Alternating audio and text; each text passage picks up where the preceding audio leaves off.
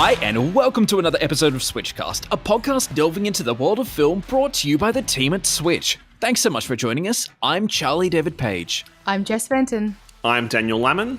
And I'm Brent Davidson. It's Thursday the 22nd of March 2018.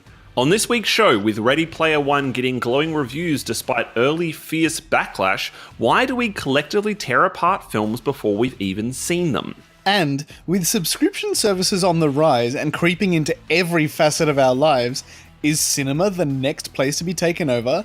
And do Australians need it? And as always, all our reviews and giveaways. Let's get straight into it with Pacific Rim Uprising. Brent felt the earth move under his feet, so was this Uprising an enjoyable experience for you? Oh boy, talk about taking a bullet for the team. You guys know me by now. I watch the terrible movies. I love the mass-produced. I am the lowest of lowest common denominators. Hell, you don't even have to pay me to watch League of Extraordinary Gentlemen. That's just my average Sunday afternoon. But Pacific Rim Uprising did not lick all the boxes that it promised to. Imagine this. It's a world set 10 years after the events of the first Pacific Rim. Don't worry if you don't remember them. There is a good sort of minute or two at the beginning of the film where they will remind you what happened in the first one. It was a little while ago. We were born into a world at war.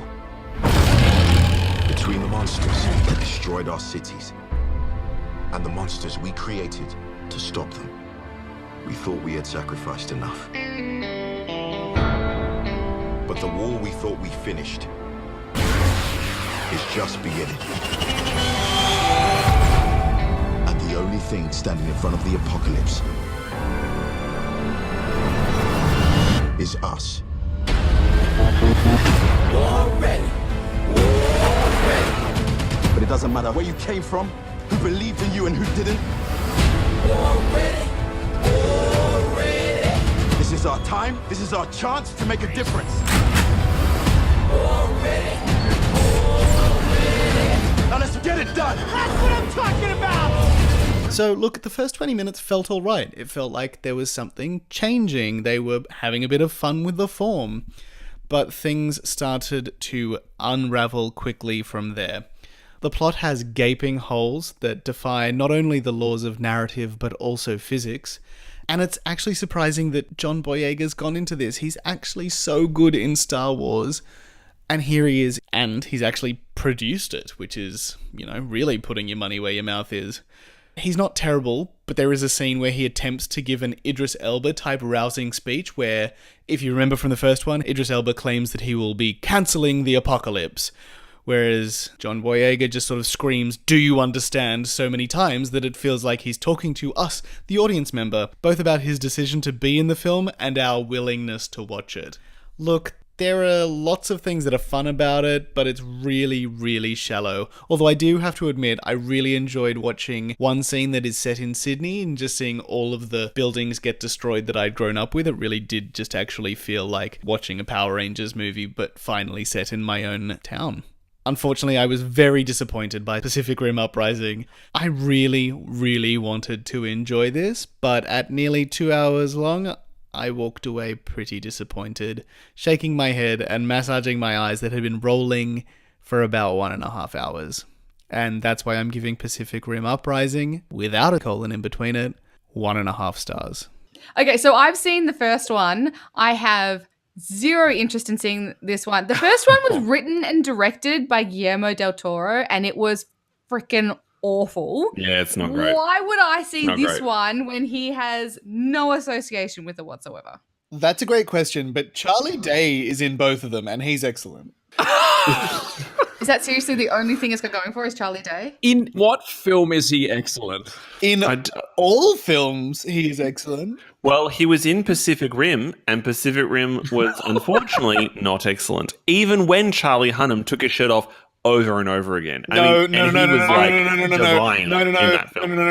He only takes his shirt off once. And that is the only thing I remember from Pacific Rim. And he wears a singlet once. They're the two moments. Everything else is fully clothed. And that was enough for me.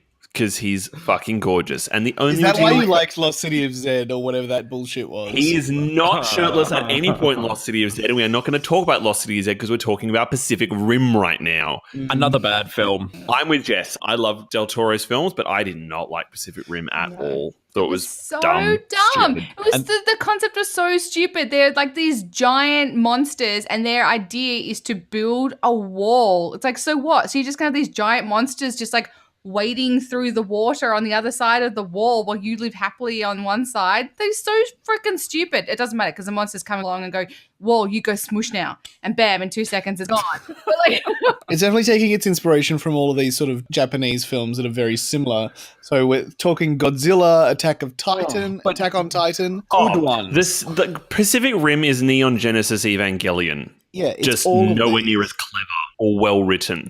I mean, Del Toro does that wonderful thing with pastiche in a lot of his films, with, gothic fantasies and horror films and classic monster films. But I found Pacific Rim past the point of pastiche to the point of actually just being lazy rip-offs. I'm with you, Jess. I don't know why there's another one, and I have no real interest in seeing another one based purely on my experience of watching the first one. And I think the question needs to be asked, this is the second one in the series. Was there still no one in the drawing room who was like, guys, maybe we just shouldn't put the word rim in the title of this film? And we're done. This is feeling vaguely reminiscent of a conversation we've previously had on this podcast. Oh my god, it is. Sorry. I still can't think of this film as anything but Pacific Rim 2 Arschlecken, so... oh God. Look, I think there's one really good reason for this film. Pacific Rim, despite its utter atrociousness, did end up making $400 million at the box office. And if they can make even a fraction of that, I think they'll be pretty happy. This is...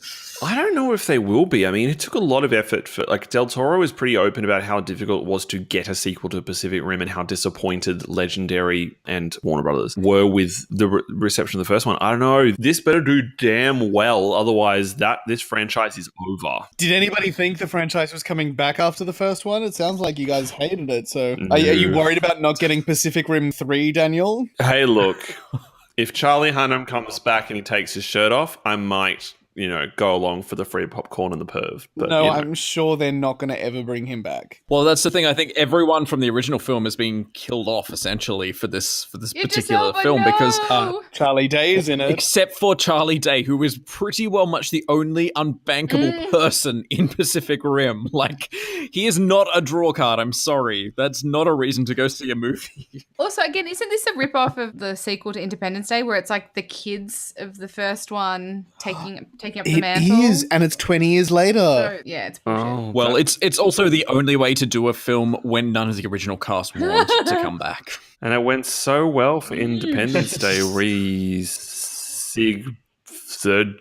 whatever the sequel to Independence sure it Day was was called called. Waste of Resurgence? Was that Time what it was and Money? called? I didn't understand his title. You can find my full review at maketheswitch.com.au, and Pacific Rim Uprising is in cinemas now. Also out today is Peter Rabbit. Jess hopped to the cinema to catch this reimagining of a childhood icon. So, can you forgive this very modern adaptation, or does he deserve to be made into rabbit stew? Charlie, I'm a vegetarian. Really? Oh,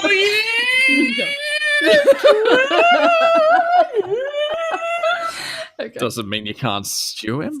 Oh, God. Okay, no longer the adorable storybook bunny of our youth, this 21st century Peter Rabbit, voiced by James Corden, is funny, sassy, resourceful, fearless, and with a bit of an anger management problem.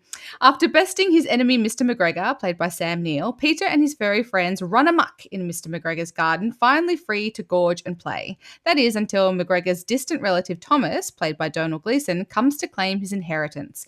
Needless to say, uptight Londoner Thomas and free spirit Peter do not get along. And caught in the middle and completely unaware is Bee, Rose Byrne, Thomas's new neighbour, love interest, and the animal's biggest advocate and carer. Come on in. We've got the garden. Help yourself to anything. Wait, didn't you try to eat me? Show me your teeth. Do like a goat, like...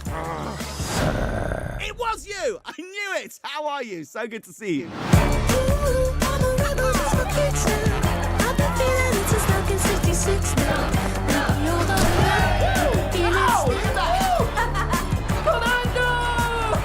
Oh yeah, now it's a party.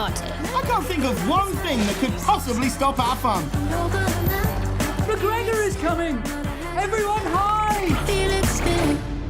The new Peter Rabbit caught me completely off guard and showed me a really good time. It's smart, empathetic, and genuinely very funny. It has a fresh and unexpected voice cast in Daisy Ridley, Sia, and Margot Robbie, making this the third time Margot and Donal have shared screen time together. But here's where Peter and Powers failed to hit the mark. I'll start small. Looks-wise, it's quite bleak. There's a noticeable lack of bright colours and bright sparkling sunlight, especially for a children's film. And now for the big one. It's quite violent, with Thomas and Peter employing genuine hand-to-paw violence, as well as weapons, electricity, and explosives. Yes, there is an OTT disassociative element to it all, but some of it does actually get to you. Also, the rules to who can talk, who can hear, and when are just non-existent. It's lazy and confusing. Look, Peter Rabbit has cute, talking animals doing wacky things, and the kids will love it. Just be prepared for some questions afterwards. Otherwise, I'm giving it 3 stars. Now, look, Jess, I was willing to go with you on the Jumanji sequel working. I still haven't seen it, but I'm going to because I was like, Jess has convinced me. I'm going to go and see it. I'm sorry, I just can't accept that this in any way won anybody over. Like, the idea of this, I wasn't here. I was away when you guys talked about this film after the trailer. Even just the description of the film, it just seems so obnoxious. Yeah. Like, certainly by comparison to how simple and clear the moral fables are in the Beatrix Potter stories, this just seems a little bit overblown and ridiculous. And it is, but it's fun and it's really cute. And to be honest with you, there's a part of me that questions how much I enjoyed this film because I took my 26-year-old partner, Sam, with me, who was a sea of uncontrollable laughter and giggles and walked out of the cinema talking about how much he loved the film and how good a time he had. And I was just blown away. He's a 12-year-old boy trapped in a 26-year-old man's body. So, yeah. This is also true. But I was like, I enjoyed watching my partner enjoy this film so Ooh, how very voyeuristic. much. I think that may be a contributing factor. So I don't know. But I did laugh myself. I did think it was cute and it had some very good moments in it. But yeah, obviously the responsible adult in me and maybe the little bit of the cynic did sit there and go, holy crap, this movie is really violent and actually displays a lot of sort of bad behavior for kids. And I realize that it's all about actions and consequences and stuff like that. But the consequences in this film are more of a breakup of relationships as opposed to if I set this explosive off, it's going to kill someone else. It's more like, oh, well, that makes that person sad and I don't want that person to feel sad, so therefore I'm sorry. Oh, my God.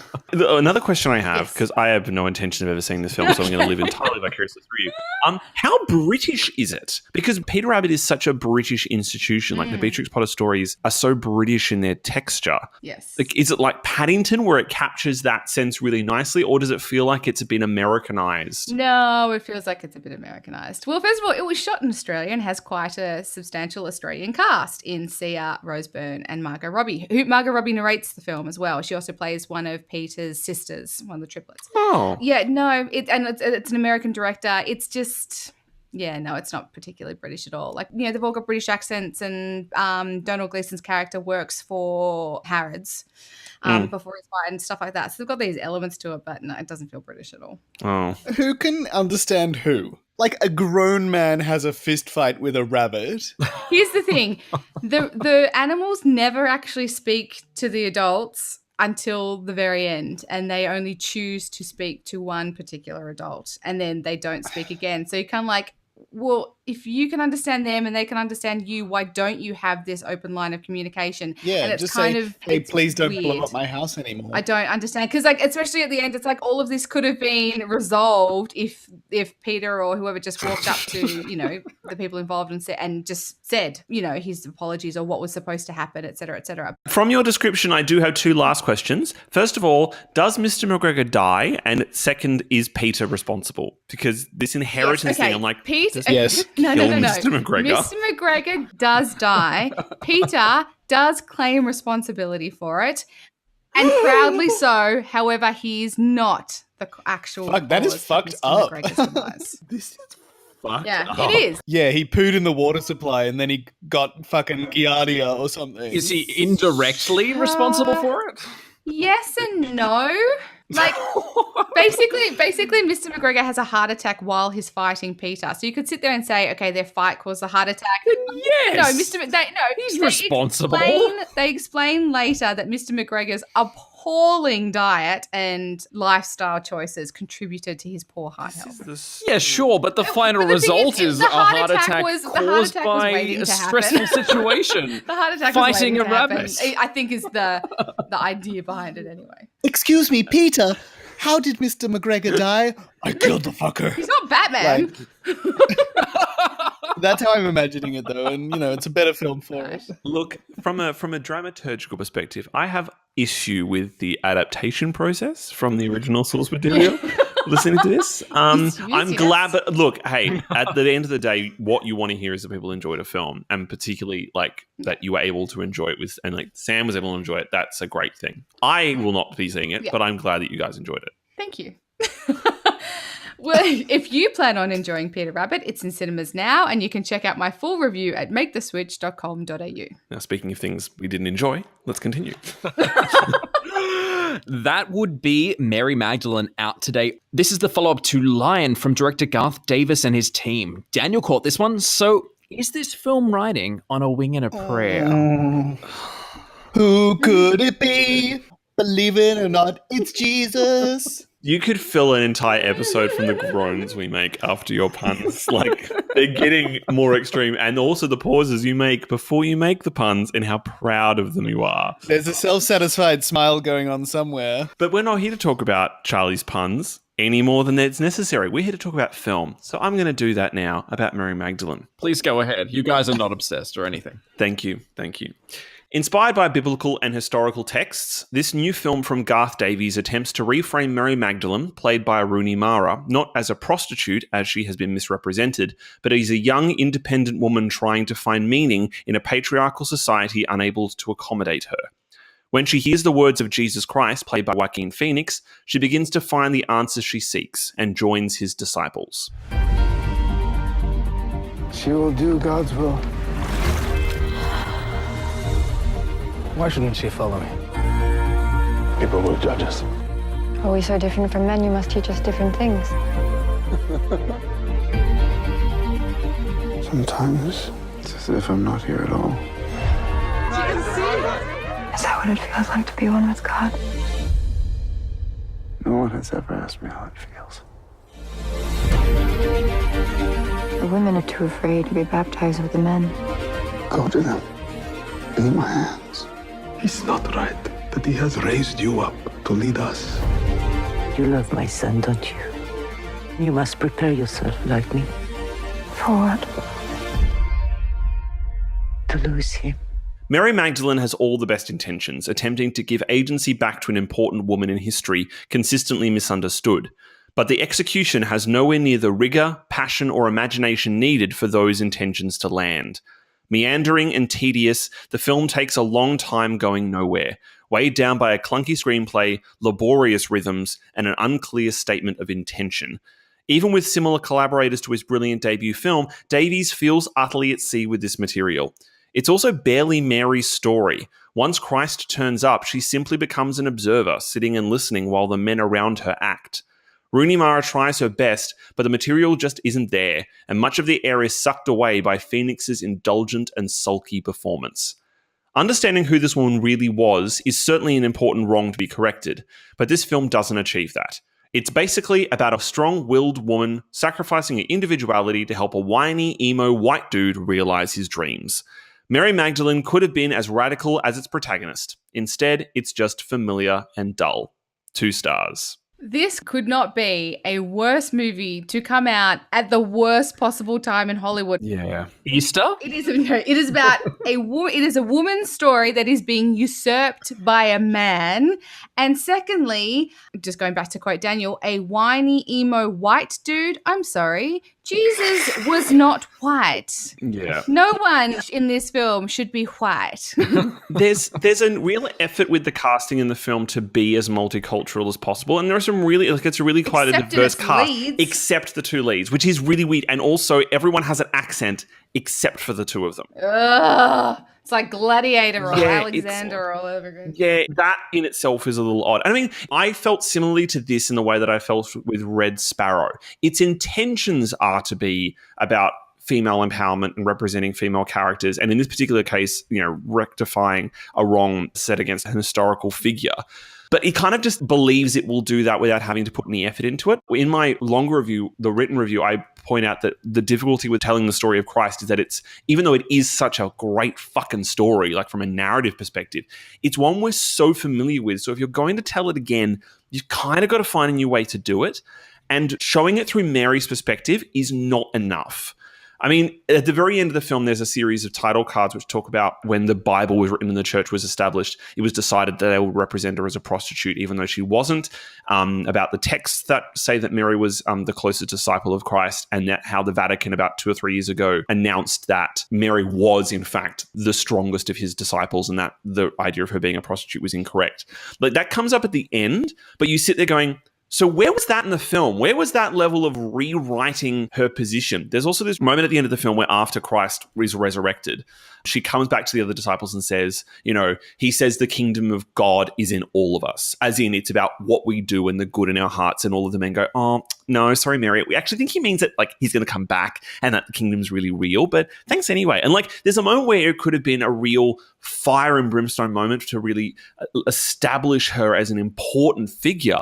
And instead, it's just kind of like a, oh, sure, Jan, that's exactly what he said. Sure, you saw him and he's back and we believe you, but we're men, so we think we know better. And she's like, oh, well, okay.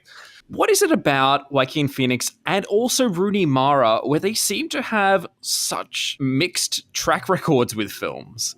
Like, they have some really great roles, but then they do some really bad films as well. I think in the case of Rooney Mara, this isn't like she is very good in it, but she's doing the best with what she has. Fair enough, yeah. And like she does some really, really beautiful work in it. I was talking about this film with someone today and they said, when I hear the words Joaquin Phoenix playing Christ, I don't want to see that because it's going to be him indulging in all his worst tendencies as an actor. He's a great actor if he's doing something out of the box for himself. This is not out of the box. He just kind of sits there on the side of him and going, oh, well, I think everyone should be kind of nicer to one another. Like, in her case, it's just trying to do something exciting, but it's the film can't support it. And in his case, it's just he's sucking all the air because he's just so dull. And there's good things in the film, but I wanted a Last Temptation of Christ. I wanted like something that was going to go and say, let's reframe the story, look at it from a different perspective, look at it from a female perspective, see where women can fit within this. And instead, I got a really kind of dull version of The Passion of the Christ. Does the end of it involve her clutching her belly and running away, and then slowly the Da Vinci Code music starts playing? No, it does not. It does not indulge in Dan Brownisms. I did wonder if it would. No. And there's a little suggestion of maybe there is a bit of a thing between them, but it doesn't go anywhere because very soon he dies. What? Spoiler alert, Jesus dies? Yeah. No, Jesus is in all of us, remember? He's in all of us. It's a weird follow-up to Lion, to be honest. To be honest, it sounds just like when I used to get forced to go to church as a teenager, and much like the body of Christ, it was rather dry. Yeah, actually, very good. Very good, Brent. That is exactly what it was. Yeah, well, if you have the desire... Get on your knees and pop it in your mouth. I mean, whoops. My God. You're going straight to hell. You've gone to the bad place. Oh, it's going to be a party. You can find my full review at maketheswitch.com.au, and Mary Magdalene is in cinemas now. The Endless is also in cinemas today. The film tells the story of two brothers who return to the cult they fled from years ago to discover that the group's beliefs may be more sane than they once thought. What the dickens brings you all the way out here? They call the rising sun. Everything you did. Why come back now?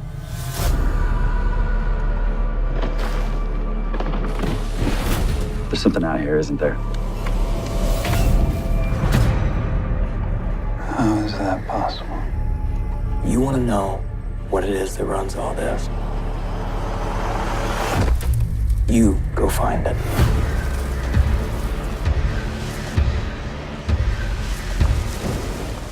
Written, directed, produced by, and starring Justin Benson and Aaron Moorhead, this creepy sci-fi thriller is packed with UFOs, cults, and mysteries galore. Also out today is The Divine Order.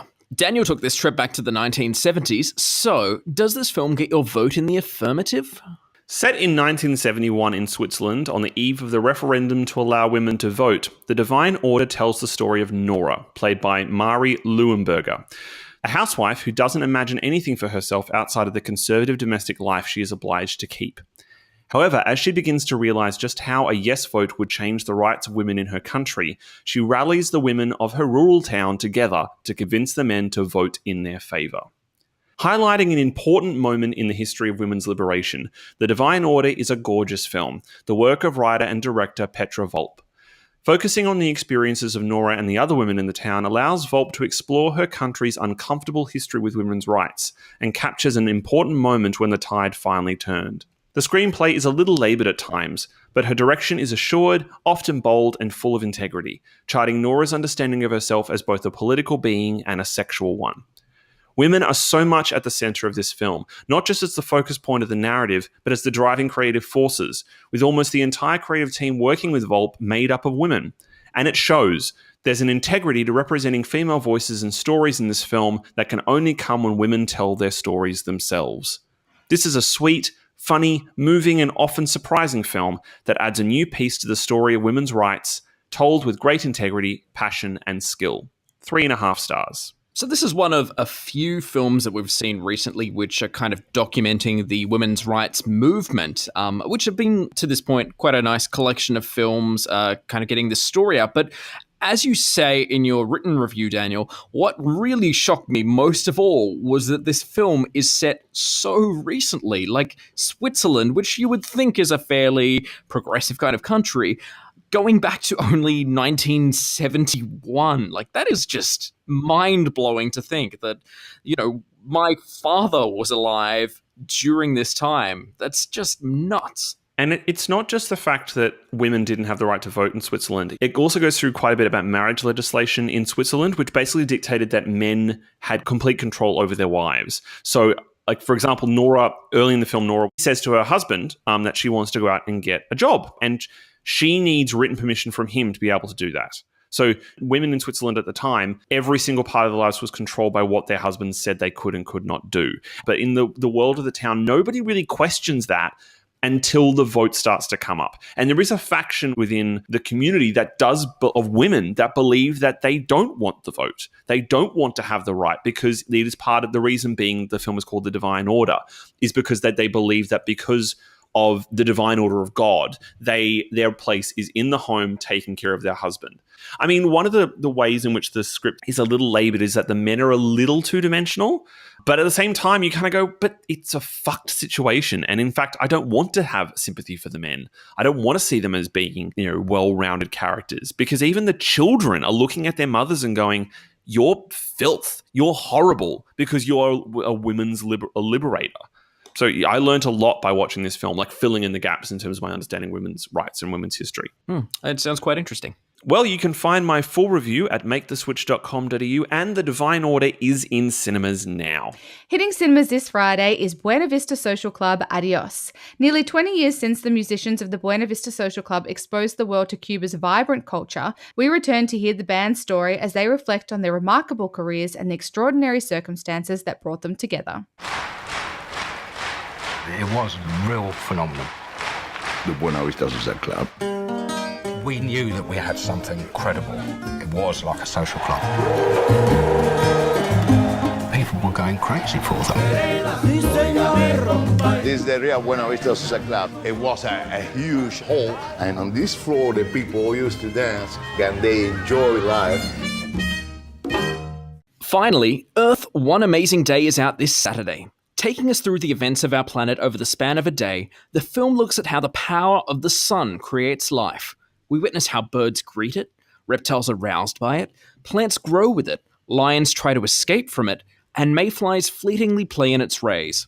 Yet nature is a delicate system. We see life, death, and the struggle for survival played out on different continents and in wildly different climates. Earth, our home, the lucky planet, the magical dance of earth and sun, the vital ingredient for life itself. There's no question that this is some of the most spectacular footage of our planet ever captured. Using a variety of techniques and cutting-edge equipment to bring this stunning 4K film to our screens, the production crew of Earth, One Amazing Day in fact spent 142 days gathering these intricate moments.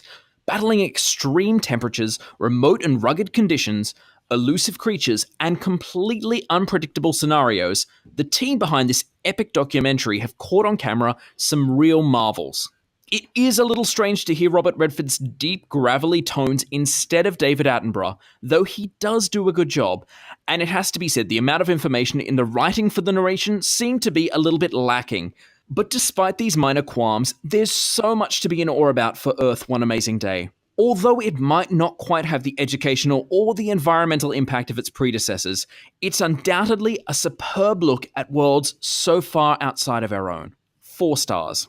So this is basically like all the deleted shit they didn't put in Planet Earth 2 in an hour, 80 minutes, right? That's pretty much, because that's what Earth was. It was pretty much just bits of Planet Earth they didn't put into a film. Look, yeah, it's the same concept. It takes a few scenes from the series and it takes stuff that didn't make it in, and it kind of combines that into a feature-length film. And yeah, while that sounds like you're not necessarily going to get the best material, it's actually it's a really good and very solid film. So why is it Robert Redford and not David Attenborough? Well, they did the same for Earth when they released it. They actually released Earth with a few different versions. They had Patrick Stewart doing the British version, and they had James Earl Jones doing the American version. But yeah, for some reason, they don't have David Attenborough doing the feature-length films, which is an odd choice. This time around, they just have Robert Redford, and Jackie Chan does the Chinese version because there's a big portion of China involved in this, and a large chunk of the production crew are Chinese as well. So it was actually a co-production, this film. So yeah, Robert Redford is the man of choice. And yeah, I mean, he does a decent job. He's got a good gravitas to him, but yeah, it's just not the same as hearing that quintessential British Attenborough sound, you know? I'm not sure he's actually as much of an institution in the States as he is here and in the UK. Oh, no, I'm not sure. I don't think his voice is as resonant to the Americans as he is to us or people in the UK. Silly Americans. They don't know what they're missing out. Silly Americans. I mean, sure, it sounds like a cool opportunity to see this footage. I mean, Planet Earth 2 was beautifully shot, so it sounds like a good opportunity to see some of that footage on the big screen. Exactly. You get to actually see it in 4K, which is something most people at home can't. So in that respect, it's really, really stunning. Some of the shots you just are in absolute awe over. Very important question. Is the greatest action sequence ever captured on film involving the lizard and those snakes in the film? Quite a lot of it actually is in there. And it is... now I want to see it. I want to see it is screen. That is the greatest action sequence of all time. It's astounding. It's a little bit different from the TV series, but it is just as impressive. For anyone who hasn't seen it, there are probably about 50 snakes waiting while these marine iguanas hatch under the sand. And basically the first thing that these marine iguanas see and have to deal with in the outside world are just hordes and hordes of these fucking vicious snakes which chase them. And so many of these lizards die. They're an easy meal, essentially. And the footage of it is just nuts. You cannot believe the speed of these animals. It's really some spectacular footage. But there's so many great things to see here, like the footage of the penguins in Antarctica. They've got some really cool footage of narwhals. They've got actually one of the funniest parts of the film, and I believe this was in the series as well, is all these huge bears shedding their winter fur and kind of marking their territory by rubbing themselves against trees in this like hilarious Oh, yeah. Jungle Book-esque kind of moment. And like Planet Earth 2, do you not see a single animal die? No, you definitely see a few animals. Oh, well, that's slightly different to the series because I've been watching the series. I was like, no animals have killed other animals. Oh. Like, this is very, yeah. You know, this is weird. Peter Rabbit actually claims those deaths as well.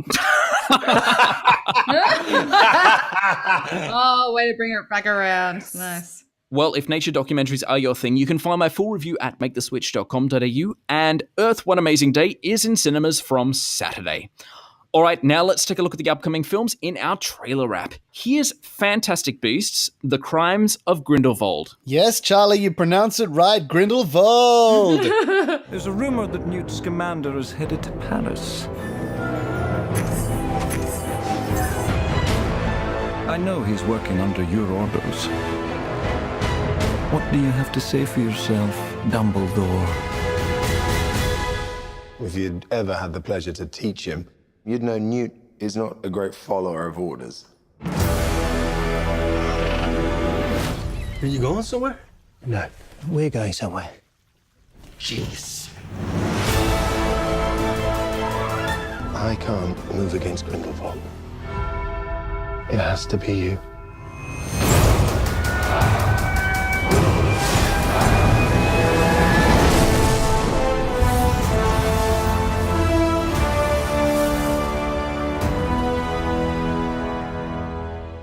I'm quietly excited, but also loudly hesitant about this film.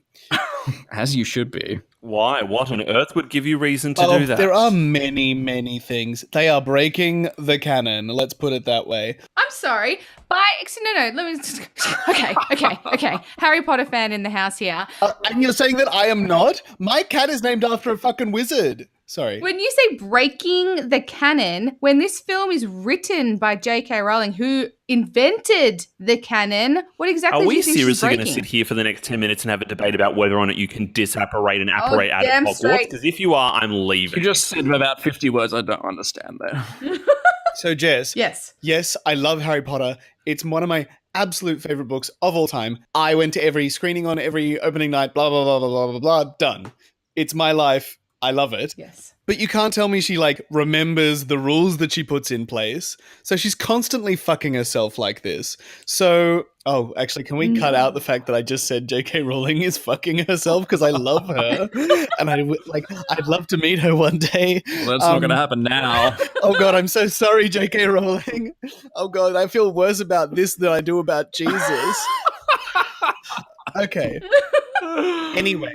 There are some inconsistencies in the books and the canon that, yes, she has written, but if you're going to set something in what is now going to be called the Wizarding World of Harry Potter, you need to follow the rules. So, rule 1. This is part of the trailer. People apparate into the Hogwarts grounds. Now, Dumbledore specifically says in Half-Blood Prince, only he can do it. And Daniel, I know you and I have had this conversation about maybe this is why people cannot apparate and disapparate into Hogwarts, but you can't set it up and then straight away demolish it in the first friggin' scene. Of course you can. This film is set before the events in Harry Potter. Okay. It's not a scene. You can't tell me. Isn't the apparating into me- Hogwarts rule created because of the crimes of Grindelwald and then carried on because of Voldemort? Who knows? You are having a debate about a 1 second moment in a teaser trailer. It's possibly the nerdiest thing that's ever happened Deal on this with it, podcast. And bitch. that's saying something.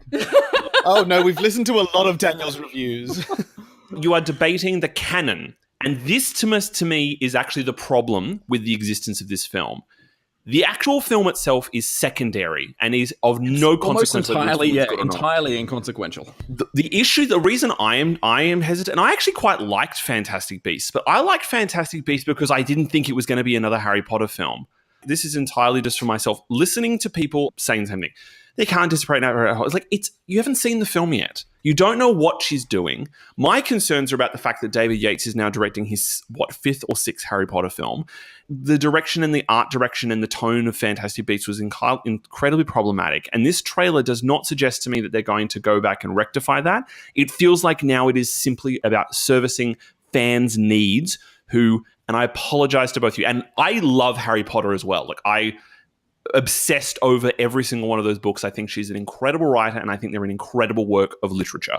I love them, but it's over. And I'm like, my hesitation about Fantastic Beasts is I actually just kind of want to let Harry Potter go.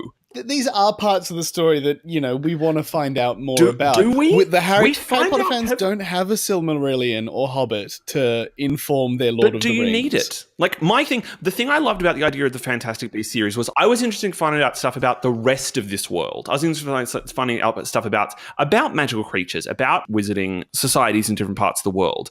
And that's what the first one kind of suggests that it might go to, until all of a sudden it goes, actually, if you were talking about things that annoyed you in the trailer, the first thing that annoyed me in this trailer was the sight of Hogwarts. I went, I'm done with Hogwarts. I'm done with that story. You want to build this world? Stop going back to the story that makes everybody feel comfortable, which is a story that is over, and actually just explore the world. I want to see Newt Scamander going around the fucking world collecting magical beasts and finding stuff. I want to see something different. For me, what I thought would have been a better guise if they wanted to do this Grindelwald story would be to frame it as each one of those like school texts. So we know that Fantastic Beasts and Where to Find Them was a school text.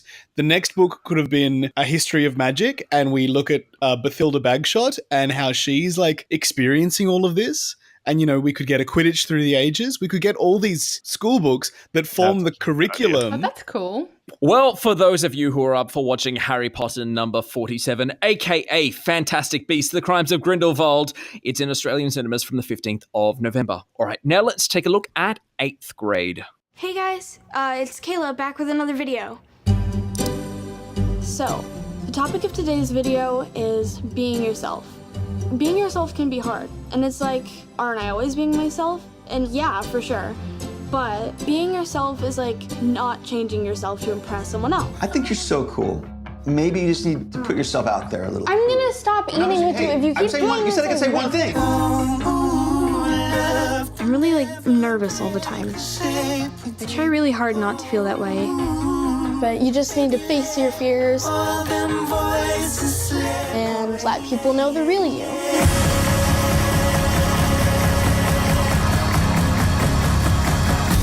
Just grab my phone. How to charge it? Yeah, I mean, sometimes I charge it too. But my phone, Just because things are happening right now doesn't mean they're always gonna happen. What was in there? Just sort of my hopes and dreams. Right. The idea of this film in general makes me insanely excited. It is an independent film. You do love a good coming-of-age story. I do. It's a coming-of-age story. It is an independent film. I find it fascinating that the trials and tribulations of a 13, 14-year-old girl have been written and directed by an adult man. I don't find that an issue. I actually, like I said, I find that fascinating. What I found refreshingly honest was that she had pimples. These actors never have pimples. Yeah. There's a lot of shots in there where you can very, very obviously see her pimples on her face. It's not a bad thing. It's something we all deal with. No, it's incredibly realistic for sure. And the fact that it's a film coming from A24, I mean, we had that long discussion about how A24 is one of the most exciting independent film companies coming out of the US, and the amount of incredible films, including, speaking of great coming of age films, like the success with Lady Bird in the last 12 months. When I saw their involvement, I went, oh, okay, they're not slouches. Yep. And Bo Burnham, he's known as a stand-up comedian. The fact that he's writing and directing his first film and A24 are supporting him, it feels like that is a vote of confidence in what the film could be. Yeah, I was the same. And I loved how awkward it was, like how awkward the performers were and how awkward they were in terms of their bodies and then with one another. It made me think about you talking about The Age of 17 and the end of last year.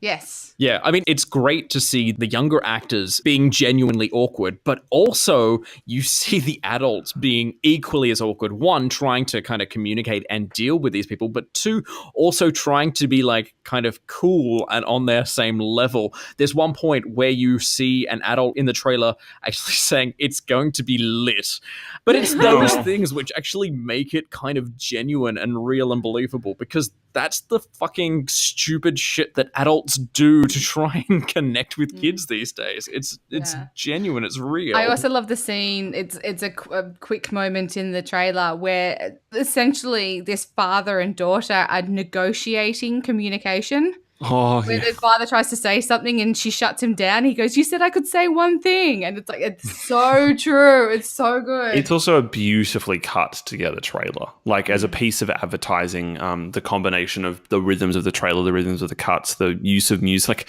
using Enya, which is just wonderful. How good was Enya? I knew Brent would love that. Brent loves it. Yeah, it's a really beautiful trailer. Certainly by comparison to the Fantastic Beasts trailer, which is very lazy, this is a really clear piece of advertising that sells the film well enough that all four of us are very excited. You know, I think I actually discovered Enya when I was in the 8th grade as well, so this definitely means a lot more to me. Also, I just want to be Enya. Like, she's living her best life. Wow, we are very far away from where we started.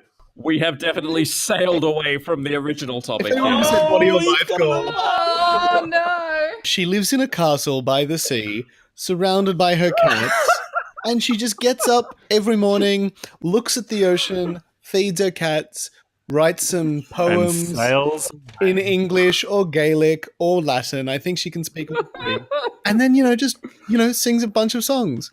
She's great. Anyway, please help us, Charlie. Get us back on track. We'll only do 2 trailers this week because we've got a lot of reviews sets up on it. We'll only do 2 trailers this week because we talked so fucking much about Enya. But anyway, you can check out all of those trailers and many, many more at youtube.com/MakeTheSwitchAU. In the lead up to its release, social media was awash with people damning Steven Spielberg's upcoming Ready Player One before anyone had even seen it, only for it to receive glowing reviews after its premiere. This practice of ripping a film to pieces en masse based on even just its existence is becoming an even more prevalent trend. I stand very guilty of probably like 10 minutes ago. In some cases, this has actually affected the success of the film on release. So, why on earth are we proclaiming a film the Antichrist before anyone on the planet has even seen the damn thing? Yeah, Daniel, why are we? Fantastic Beasts? I mean, that has precedence because of it being a sequel to something. But, the films I'm talking about, like, think about things like Black Panther had a similar problem. Wrinkle in Times had a similar thing. I think Ready Player One was one of the most bizarre because it was like, literally nobody has seen this and everybody hates it already. I think you'll find the solid answer is nerds get irate about shit. If you couldn't have told before about me and Jess getting irate over Harry Potter or whatever it was, these people get irate. So, and it's all like the classic geek nerds from the 80s. So we've got people shitting on Ghostbusters. Wow, I'm a man. How dare we see ladies play these roles? Wow. And then we see them shitting on Ready Player One, which is basically like a huge nostalgic injection of video games and references to 1980s pop culture specifically. It just makes a lot of sense. It's these dudes who are trying to not have anyone taint their youth. They're beautiful, fantastic youth sitting behind a computer screen playing these beautiful video games. But that's exactly what it is. When you think about these movies that these people are getting so passionate about, they are either books or comic books or video games or films that are either being remade or having sequels to them that already exist because they're stories. And it just goes to show the passion of people. It's just in human nature that we hoard and we revere our stories, and they are so much a part of our lives. We're ingrained with them. They're part of our childhood. They help shape a lot of the time the people that we actually are as well. What we know, what we don't know, what we believe in, what we don't believe in, the stories that we then pass on to future generations. And so there's this inherent ownership of them. And so when someone comes along and there's an idea that these stories now might be tainted, we do tend to lash out because it's a possession. I'm okay with a bit of passion. Like, I'm totally up for people having opinions and sticking to them. But the problem is when that starts to extend into tainting other people's opinions. And I think some of the examples that Daniel brought up were for things like Black Panther and for things like A Wrinkle in Time. And both of those have very curiously had campaigns against them at kind of this very grassroots level.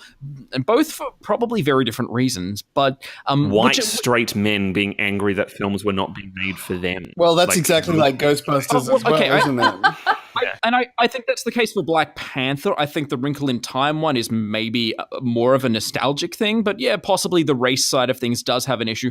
But it's when people then go on to sites like Rotten Tomatoes or IMDb and they actually give it like a 5-star rating when A, they haven't seen the film, and B, they're just doing it vindictively and putting just all this hatred out into the world for something that is meant to be a piece of fun. Like, film doesn't need to be taken that seriously. It's meant to be there for our enjoyment. And I mean, come on, people. This isn't a new thing. I mean, last week, Charlie, you were talking about how when Michael Keaton was cast as Batman, people sent in like tens of thousands of letters saying that they didn't want him to play. And like, so this kind of level, like even my grandmother refuses, she hates Gone with the Wind because it's not like the book. So this like thing of people having stories be very personal to them has always existed and will always happen when you adapt one story from one medium to the other. The thing that I find really unnerving about this trend is all that stuff that you guys have also said, but the fact that it also starts to actually affect the box office of the films themselves. I mean, Ghostbusters, the reboot of Ghostbusters had its issues, but it was already pretty clear it was going to do pretty badly because there was such a tide of negativity towards it. And as much as that's a negativity that is often just held to social media, we underestimate, and I think to a certain extent, maybe the film world has underestimated just how big a reach social media now has. I mean, films like Black Panther had, it was fine. Like, the film did really well, but it's clearly happened with A Wrinkle in Time. There's evidence to suggest that it may have happened with Blade Runner, maybe, and it definitely happened with Ghostbusters. And I wouldn't be surprised if it happens with Ready Player One, that, yes, bombarding IMDb and Rotten Tomatoes with unsolicited reviews before anyone's seen them, continuous backlash online that's often quite violent and becomes quite divisive. But it's the fact that this is now translating into a business problem. And how does Hollywood deal with a business issue? Yeah, it's a tricky situation, as if Hollywood doesn't have enough problems with, issues with box office and attendance and piracy and just general like shitty Hollywood films. And yeah, exactly. As much as we kind of make light of the fact that Netflix is taking over the world, and we'll talk about this a bit in our next topic as well, but there is actually a serious problem with money and Hollywood. And it's a little bit concerning, especially when you're finding some of these bigger films, as you said, something like Blade Runner 2049, which starts getting a bit of bad chatter about it. People are having issues with the fact that it's a remake of a really classic film, and they're worried and they're concerned and kind of start lashing out. And then you start seeing that reflected in its box office. Then that does become a concern. And it's really hard to combat that because, it's the internet, it's social media, that's not something you can actually like put a plug in. That thing is just gonna keep going. Yeah. And it's one of those things as well, in terms of social media and negativity, that more people subscribe to negativity than they do positivity. So I remember reading an article about this man who used to sort of shame people on the New York subway. And he was like, that Twitter handle that I created was followed by millions. My Twitter handle that I would just regularly post about was followed by like 200. But people ate up the anger and the hatred, and that's what they want to see. So that's why bad reviews will always do better. I just find the phenomenon really bizarre. And exactly as you said, Charlie, film is there to be loved and to be enjoyed and be shared. One should have goodwill towards these things. At the very least, until you've seen it and been able to make a decision for yourself and decide that then, yes, you don't like it.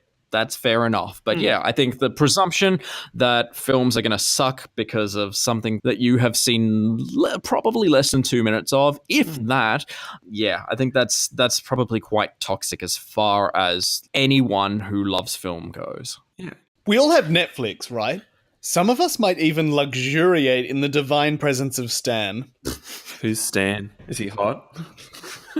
I don't know, Daniel. Why don't you go and luxuriate in his presence?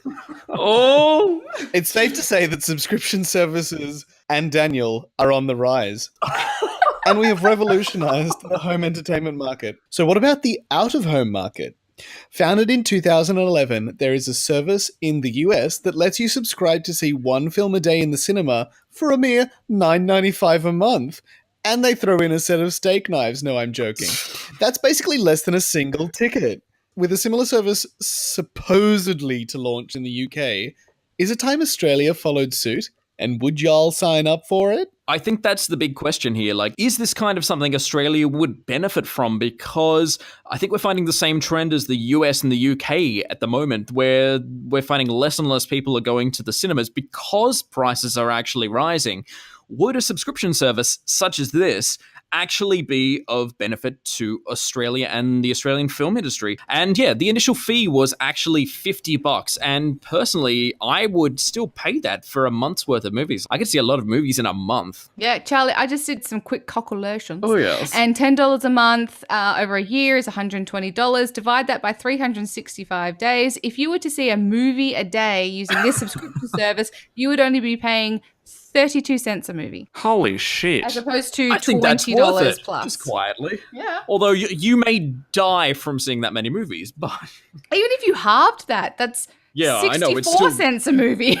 that's still so worth it. Yeah. And I think it'd do wonders for the Australian cinema business as well. So to play devil's advocate, though, and I think it would be a great service as well. I think it would work really well. But I don't know whether or not Australia has the movie-going culture that America has. But what if this service created that culture? Because Which would it's be more fucking accessible wonderful. now. You've got more movies, more bums on seats, which means a better diversity in films and cinemas to combat the demand. And people who can't afford to see a movie now can all of a sudden go see many in a week if they wanted to. That is a very good point. Well, one of the areas in which I think it's benefited in the US is the support of independent film and the support of independent cinemas, because they have such a strong independent sector. And the UK does as well. Like the independent, they have quite a strong film industry in the UK. As Jess said, maybe having something like this here would actually encourage people to then go and see Australian films, and it might bolster and strengthen the Australian film industry. Yay. Yeah, when you think about it, okay, so like, you know, on a personal level, so I come from a family of 5, which means in today's prices for the 5 members of my family, including myself, to go see a movie, it would cost us it'd be a week's pay. It would cost us over $100. Under this system, it would cost us half of that for all 5 of us to be subscribed for an entire year. Yeah, I come from a family of like 9 kids and 4 parents. Like for my family in Queensland to go to the movies, it's not possible to go together because there are like 10 of them. So yeah, it would totally change the way that we're able to access cinemas. I mean, for one, it would make it more affordable. For 2, it would make it not just like a once in a few months outing for families, especially bigger families like yours, Daniel. But 3, it means that people don't necessarily have to choose which film they want to see. Like if I only have enough in my budget for one film, it means I don't have to choose between seeing, you know, the big blockbuster of the week or the small indie of the week or the comedy of the week. You can go to all of them. You might encourage people to go to see a film they usually wouldn't. I mean, we have that advantage as reviewers because we see a lot of films and you come across some real gems. This might mean that people might discover little God's Own Countries or... How do I know that was the example you were going to go straight to? Well, I'm just thinking of films that had not done overly big business in Australia that would have fallen off the radar. Like it means that maybe they'll find them. Yay. More films for everyone. You get nice follow on from the previous topic of now saying, now let's all celebrate films. Everybody gets a movie. Speaking of, that's a good segue. Everybody gets a movie. Yes, because we have some great giveaways up for grabs this week. First up, we're giving you the chance to win one of 5 copies of Paddington 2 on Blu-ray. When Aunt Lucy's 100th birthday approaches, sweethearted Paddington sets out to find his favourite auntie the perfect gift. His search leads him to discover a unique pop-up book of London, but he becomes a witness when it's stolen by a mysterious bearded thief. Ooh. Poor Paddington is unfairly accused of the crime and must clear his name and unmask the culprit before Aunt Lucy's big birthday bash. And everybody, check under your seats, because we're also giving away 5 copies of Duckman, the complete series. Yay! Duckman isn't your average suave, sophisticated private eye. In fact, he's rude, ignorant, and slovenly, and he barely manages to solve enough cases to cover his alimony and pay his bills. This DVD collection features all 70 episodes from the show and features the voices of Jason Alexander, Elizabeth Daly, and Nancy Travis. Finally, we have 5 copies of Murder on the Orient Express up for grabs. Kenneth Branagh directs and leads an all-star cast, including Johnny Depp, Michelle Pfeiffer, Penelope Cruz, and Judi Dench, in this stylish, suspenseful, and thrilling mystery based on the best-selling novel by Agatha Christie. Everyone's a suspect when a murder is committed on a lavish train ride, and brilliant detective Hercule Poirot must race against time to solve the puzzle before the killer strikes again or his moustache is out of place. To win this and all our amazing prizes, head to maketheswitch.com.au/comps now. Before we go, we'd like to offer you some cinematic inspiration, with each of us suggesting one film that you should see this week and why, because we still live in Australia where they don't have a subscription pass where you can go see as many films as you want. For me, I'm gonna choose a really surprising film that I saw back in 2011. This was when I went actually and saw with one of my friends, Ross, and we were both actually completely blown away at this story. It is salmon fishing in the Yemen. It stars Ewan McGregor and Emily Blunt in kind of the 2 lead roles. And it's this really bizarre story. It's surprisingly true, but it's basically about this guy who gives up his job, his very well-paying job, and decides to help this sheik bring to life his dream of creating a river and fly fishing in the middle of a desert. And it sounds completely nuts, but it's this kind of aspirational film. It's really beautifully played out by Ewan McGregor and Emily Blunt. It's also got Kristen Scott Thomas in it. It's got Rachel Sterling in it. And it's actually beautifully shot. And I think it actually shows off Ewan McGregor as one of the more underrated actors that we have. So yeah, I would recommend Salmon Fishing in the Yemen for you all to check out this week. Jess, your turn. What are you going to recommend? I'm going to recommend a documentary from 2010 called Exit Through the Gift Shop. It is it's about street art. It's directed by Banksy, who would probably be the... Or is it? Ironically, the face of street art. One of the things I love most about this film is that it is ineffable. You cannot describe this film without actually spoiling what it's really about. So the best I can say is it is about street art. And that's literally all I'm going to say, because you truly have to see this film to understand what I'm talking about. Let's just say that it does not end where it began. It's almost like 2 films smacked together in the most bizarre, fabulously bizarre fashion.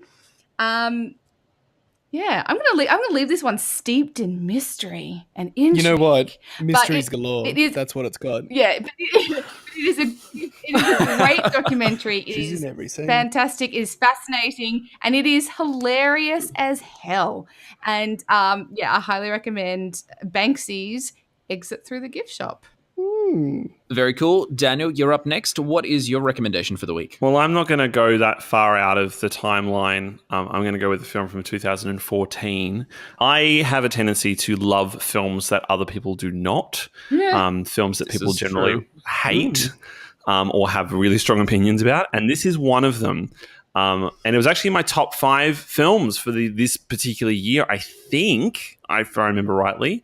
And that is from one of our favorite directors' names to say often, Darren Aronofsky. But it is his biblical epic Noah. And this comes to mind because I walked out of Mary Magdalene thinking, I wish this had been more radical. And I thought, well, what do I think of when I think of a radical biblical film? One would be Scorsese's Last Temptation of Christ, but more so I would think of Aronofsky's Noah. It's the story of Noah, but Aronofsky has gone back to the very, very early texts and also the other texts in all of the other religions that mention the story of a great flood. It's in every single religious creation story, and this figure who builds this boat in which what is left of humanity is kept. It's fucking batshit nuts, but it is incredibly ambitious, beautifully made, beautifully scored. The performances are really good, particularly Russell Crowe, which is a really big surprise. It's one of his best performances in a really long time. I just fucking love its ambition and its refusal to comply with pre-established concepts of what the function of the Bible is. It is a lot more violent. It's a lot more radical. It feels a lot more accurate to the ideas, and the imaginative side of this film is extraordinary. So as much as a lot of people fucking hate it, I'm going to recommend Darren Aronofsky's Noah. Darren Aronofsky. Darren Aronofsky is nothing if not decisive with his films, that is for sure. And divisive. Decisive and oh my divisive. God, radical. I think but eventually we're going to just have recommended every Darren Aronofsky film on this, because you've already recommended Requiem for a Dream, and I certainly have a fuckload more to do. I still haven't recommended my favorite Aronofsky film yet, which you'll just have to wait and see one day. He actually doesn't have that many, so yeah. No, that's very true. Okay, Brent, it's your turn. You're up and wrapping up this recommendation segment. So, what are you going to pick this? God help us. I'm going to take us even further back in time. So I'm going back to 1955, and this is a film that starred a young... Oh, I know, he knows films more than like 3 years old. It's surprising for everyone. Wait, well, let's wait and hear what it is first. Lead of Extraordinary Gentlemen is more than 3 years old. You know what I mean. It's not League of Extraordinary Gentlemen.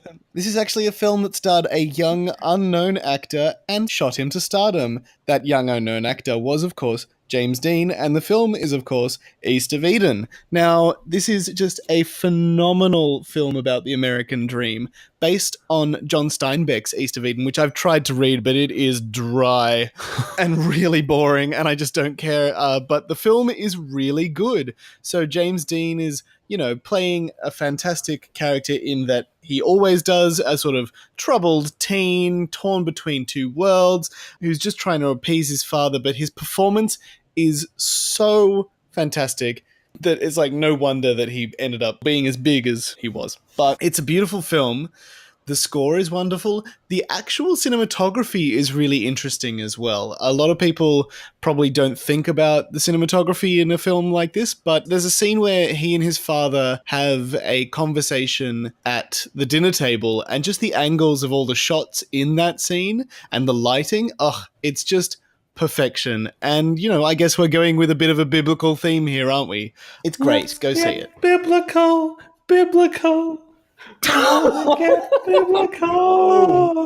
Doesn't that mean fucking? Doesn't getting biblical with someone mean fucking? That's the case. That's certainly the case in Noah. Definitely probably the case in Mary Magdalene at points. No, but you can say like, I got to know blah blah in a biblical sense. Jesus. Yeah. Slightly different turn of phrase, but we get the point. So, East of Eden is my recommendation. The first ever film James Dean starred in. So, you only have one more James Dean film left that you can recommend, because you've already recommended his first two films. Yep. Now you only have Giant left. Yeah, but I'm not as big a fan of Giant.